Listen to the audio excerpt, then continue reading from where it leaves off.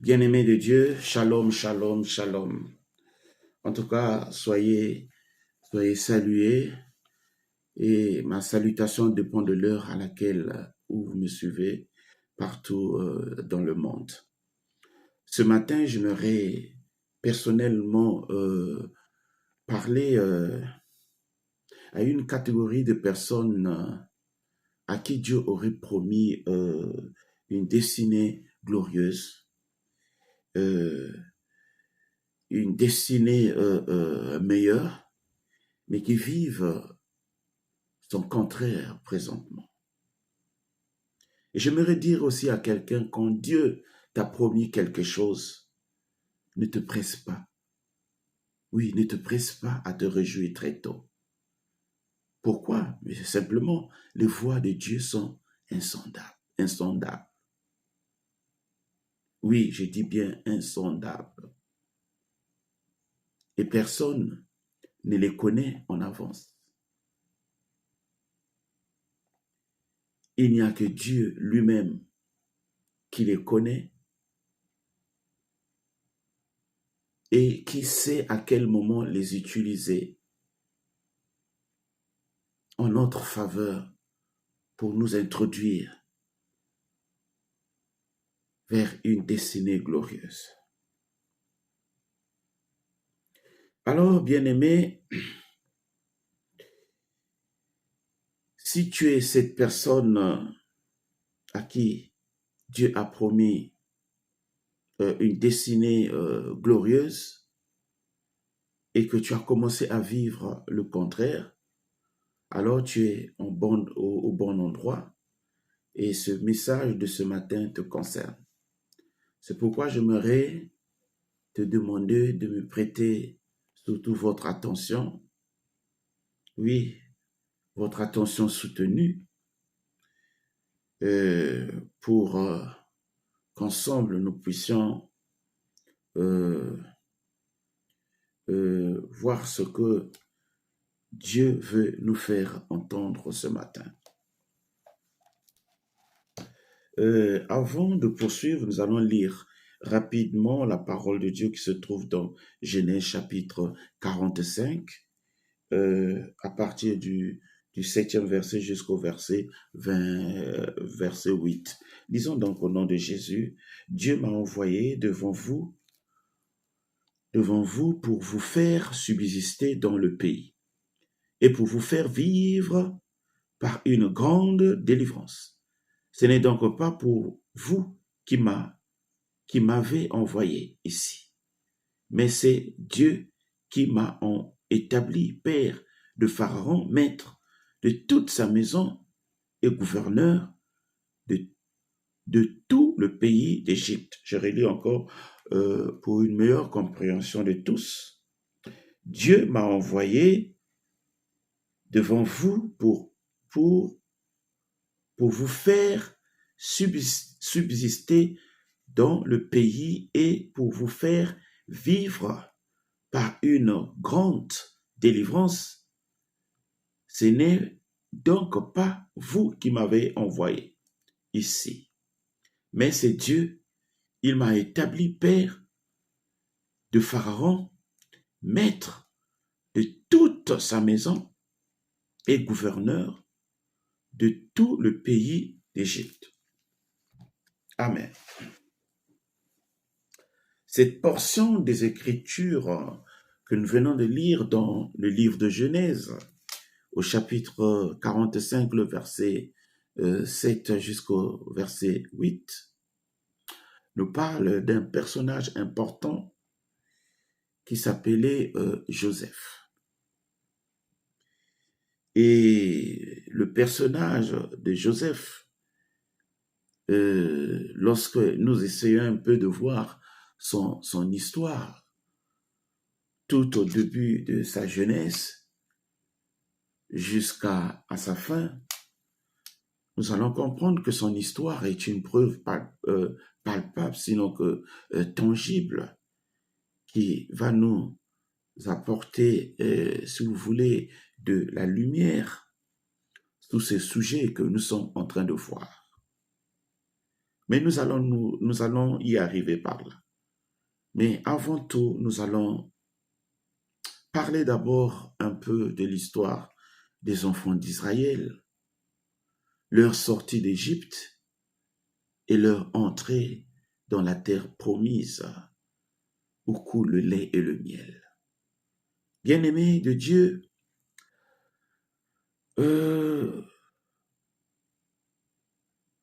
Dieu avait choisi un homme qui s'appelait, j'allais dire, Moïse,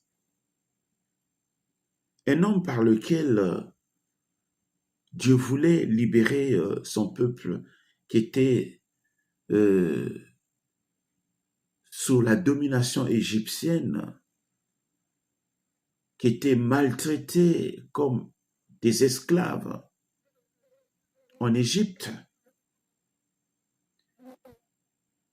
Et donc Dieu a choisi un homme et cet homme, c'était Moïse qui devait sortir les enfants d'Israël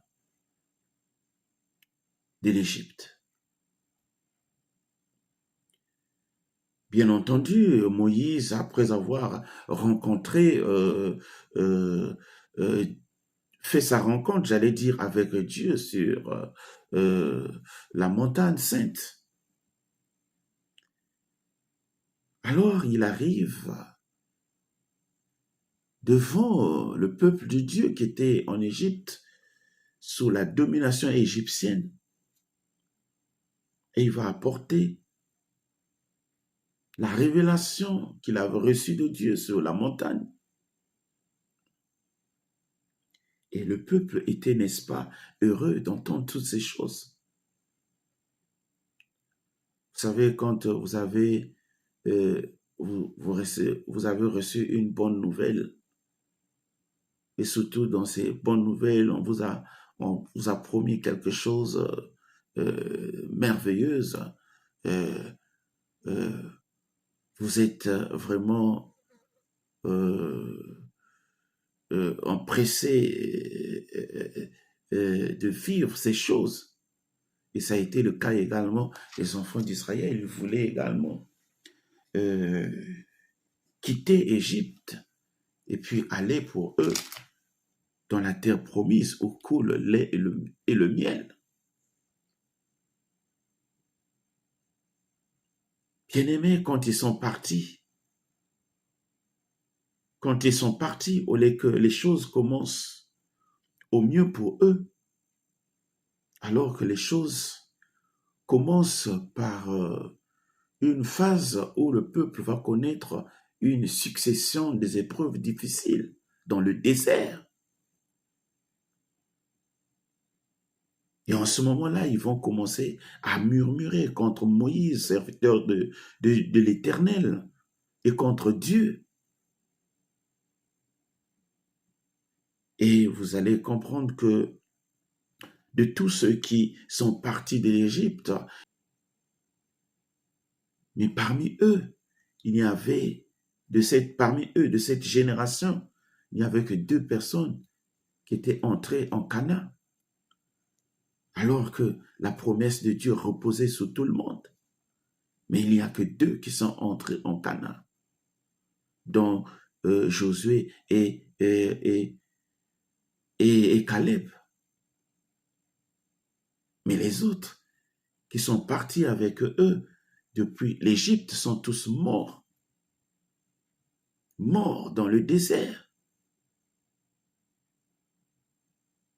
parce qu'ils avaient parlé mal contre Dieu, parce qu'ils avaient agi mal contre Dieu et contre Moïse, son serviteur. Bien-aimés, j'allais vous dire déjà que l'accomplissement d'une prophétie de Dieu commence toujours par son contraire. Et donc, les enfants d'Israël dans le désert, au lieu de commencer à vivre une vie heureuse, mais ils vont connaître une succession des épreuves difficiles, dont pour la plupart ont succombé dans le désert. Mais Josué et Caleb, les deux qui avaient une bonne attitude devant Dieu et même vis-à-vis de son serviteur Moïse, vont faire entrer tous les enfants d'Israël qui étaient nés dans le désert en Canaan. Donc, vous voyez, ça n'a pas été facile. Ça n'a pas été facile. Mais ce n'était pas aussi chose impossible. Et voilà, beaucoup de gens exactement ont laissé passer de côté leur bénédiction parce que ils n'ont pas su comment garder une bonne attitude face aux épreuves difficiles de la vie, face aux circonstances difficiles de la vie. Et nombreux, lorsqu'ils ont reçu une promesse, par exemple, de Dieu, et dans cette promesse, très souvent, lorsqu'ils ne voient pas très tôt l'accomplissement de celle-ci, et très souvent, beaucoup de gens, au lieu de garder une bonne attitude avec Dieu, nombreux se livrent au diable. Nombreux se livrent même à la prostitution, au mensonge. Nombreux se livrent au péché. Au lieu de continuer à marcher avec Dieu, au lieu de continuer à garder les promesses de Dieu. Au contraire, ils font le contraire.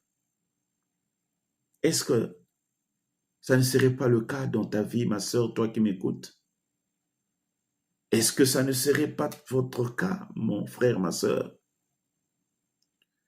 Alors, si tel est le cas dans votre vie, repentez-vous et donnez votre vie à Dieu. Confiez-vous, soyez engagés, attachés à lui. Ayez une bonne attitude.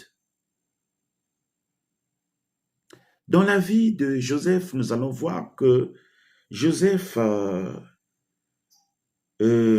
après avoir fait son songe, dans lequel Dieu lui promettait un futur meilleur, un futur heureux, mais très tôt, au lieu de vivre ce qu'il voyait dans le rêve, très tôt, Joseph va connaître une succession des épreuves difficiles où ses frères vont le rabaisser, l'humilier, jusqu'au point de le vendre comme une marchandise, comme un esclave en Égypte. Et lorsqu'il arrivera dans la maison de Potiphar, devenu son maître, Joseph sera convoité par l'épouse de Potiphar. Et cette dernière va proposer à Joseph de coucher ensemble avec lui.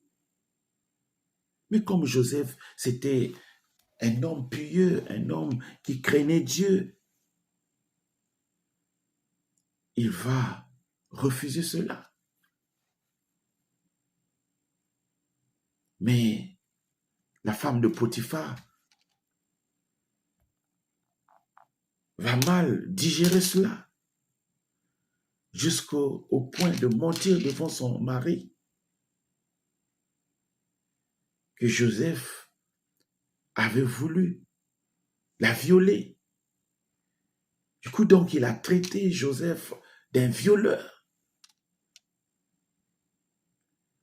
Mais écoutez, Potiphar, au lieu de faire travailler sa matière grise, au lieu de réfléchir, non, Potiphar, ça n'a pas été le cas.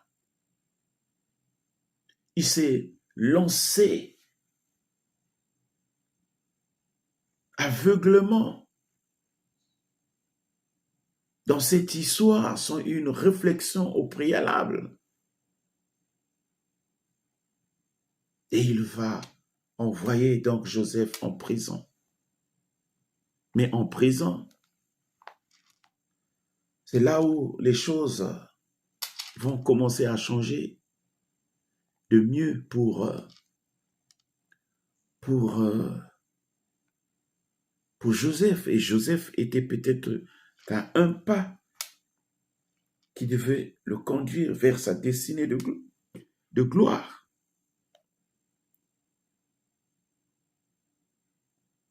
Bref, Pharaon va faire un rêve qu'il va oublier, qu'il ne connaît pas l'interprétation. Et on va chercher dans le royaume qui pouvait interpréter. Les hommes qui étaient autour du roi Pharaon n'ont pas pu interpréter ce songe. Encore moins reconstituer ce songe que Pharaon avait oublié. D'où on va solliciter les services de Joseph, lui qui avait la capacité spirituelle particulière d'interpréter les songes, parce qu'il était doté d'un esprit supérieur, l'esprit de Dieu.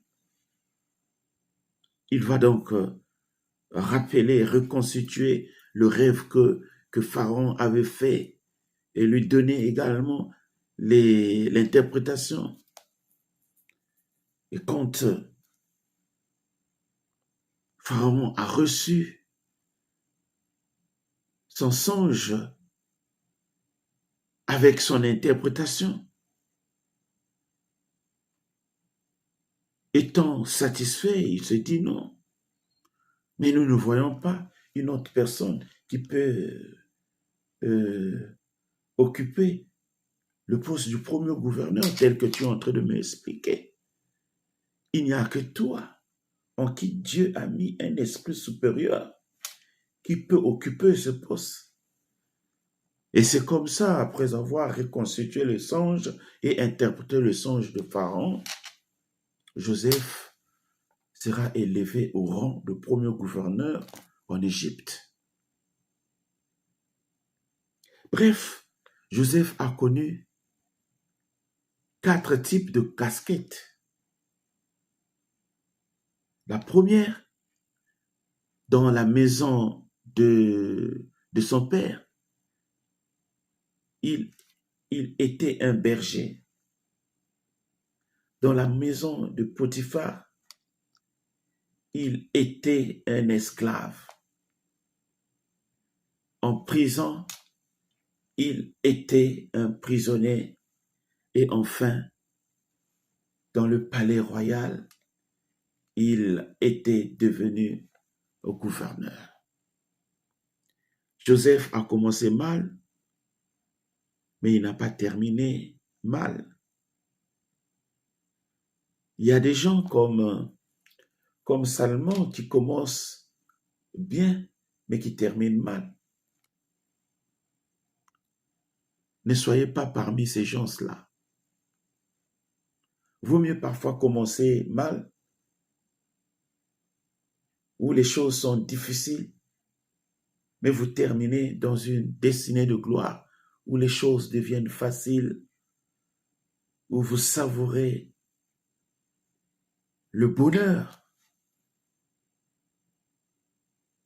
comme ça a été le cas dans la vie de Joseph. Oh, j'allais dire à quelqu'un, tu as commencé peut-être difficile, mais tu ne termineras pas. Tu ne termineras pas ainsi. Tu as commencé pauvre, mais tu ne termineras pas ainsi. Dieu aurait changé ta situation. Dieu aurait changé ton histoire, aurait changé le cours de ta vie. Gardez toujours votre bonne attitude devant Dieu et face aux successions des événements difficiles. Vous voyez, Si Joseph n'avait pas gardé une bonne attitude face aux événements difficiles, Joseph devait passer à côté de sa bénédiction. Joseph aurait passé de côté de sa destinée glorieuse. Mais Joseph, un homme pieux, un homme craignant Dieu, un homme attaché à Dieu, un homme de foi, il a gardé une bonne attitude face aux événements difficiles qui ont succédé dans sa vie, qu'il a pu surmonter par la grâce de Dieu. Oh bien-aimé, quand j'essaie un peu de me mettre à ta place, j'ai comme l'impression dans ta chambre où tu te retrouves seul.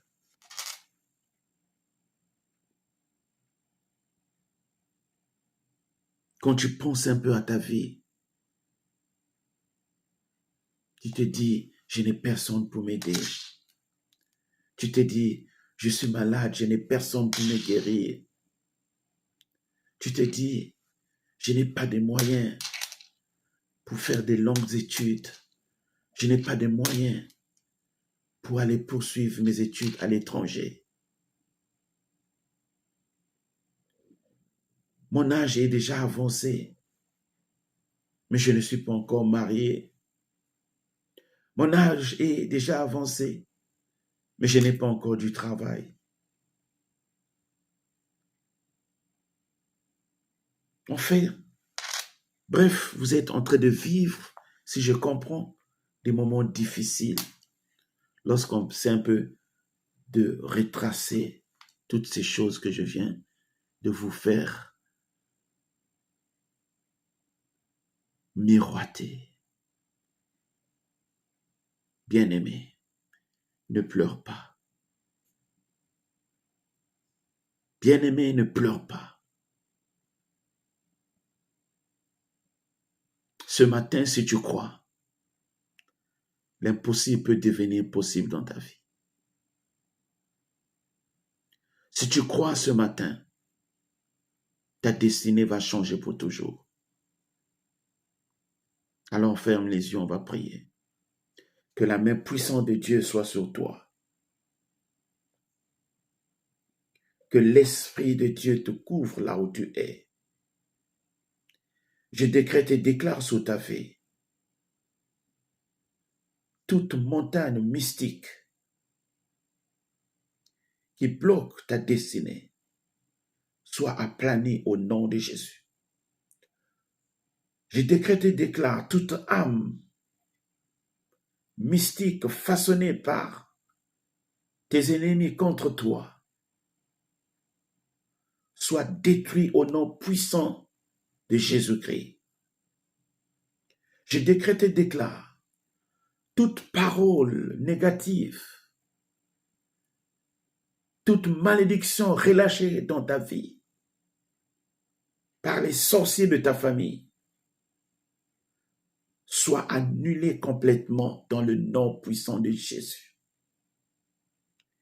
Que les écluses du ciel s'ouvrent sur toi et que la pluie de bénédiction commence à tomber sur toi.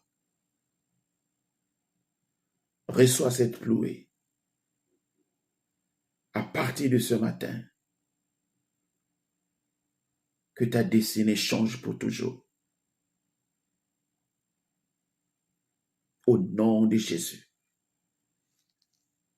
Amen.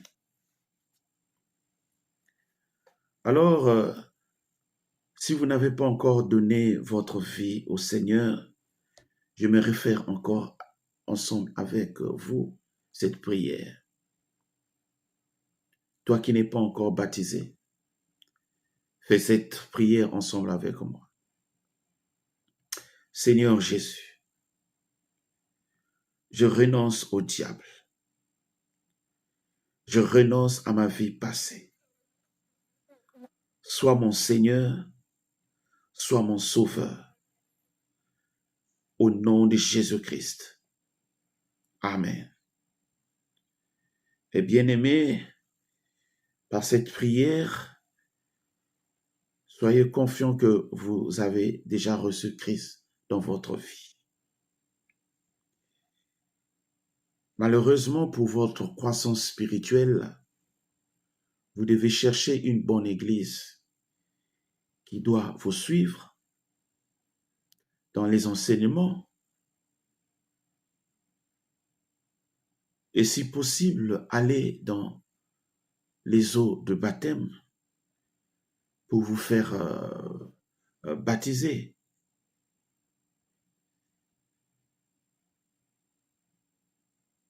Alors, bien-aimés dans le Seigneur, encore une fois de plus, que Dieu vous bénisse.